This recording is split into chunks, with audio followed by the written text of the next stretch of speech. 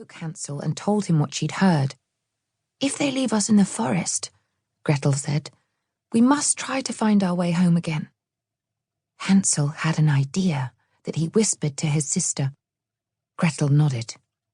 As soon as their father and stepmother were asleep, Hansel crept out of the house and filled his pockets with smooth white pebbles. Then he went back to bed. The next day, Gretel and Hansel's stepmother led them out of the house. "We are all going into the forest to chop wood," she said. Gretel ran ahead to distract her father and stepmother. She asked all sorts of questions about the animals and plants in the forest, while Hansel walked behind, dropping pebbles on the ground as he went. Eventually, they all stopped in a clearing, and the children's father made a fire. "Wait here and keep warm while your stepmother and I go and chop wood," he said sadly, and he gave his children a big hug. Gretel and Hansel nodded, but they knew their father and stepmother would not return. They waited until dark.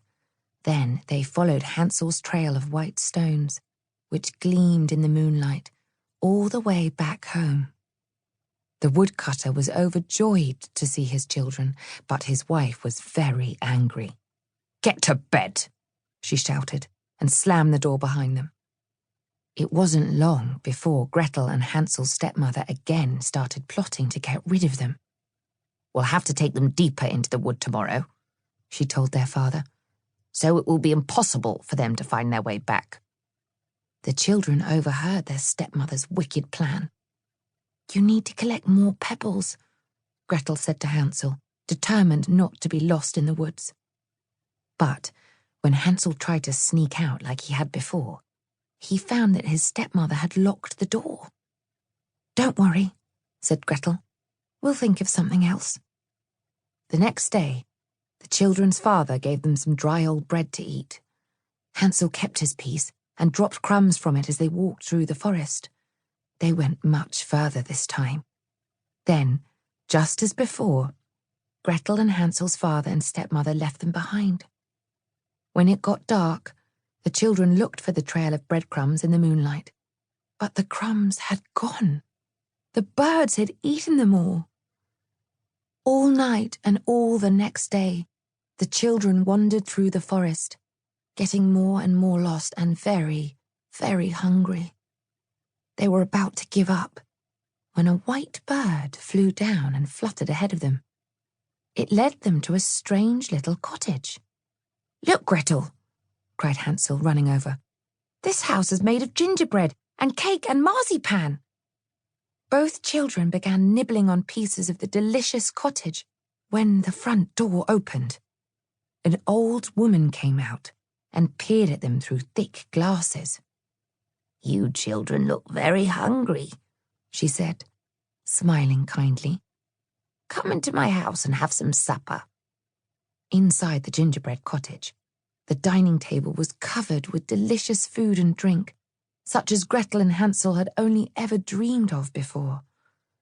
Once they'd eaten and drunk as much as they could, the old woman let them sleep on the most comfortable beds they had ever seen. "This is wonderful," said Hansel, snuggling down. Gretel wasn't so sure. How would they ever repay the kind old woman? But before she could worry too much, she fell into a deep sleep. Early the next morning, the old woman came in and pulled Hansel from his bed. She was angry. "You children belong to me now," she hissed. "Stop, you witch!" cried Gretel. "You're hurting him!" The old woman ignored her and locked Hansel in a cage. "You girl must cook for your brother until he is fat enough for me to eat," she cackled. So every day, Gretel cooked and slaved, and every day the witch, who was half blind, pinched Hansel's finger to see how fat he was getting. Gretel was a clever girl. One day, she waited until the old woman was asleep. Then she gave Hansel a chicken bone to poke out of the cage instead of his finger.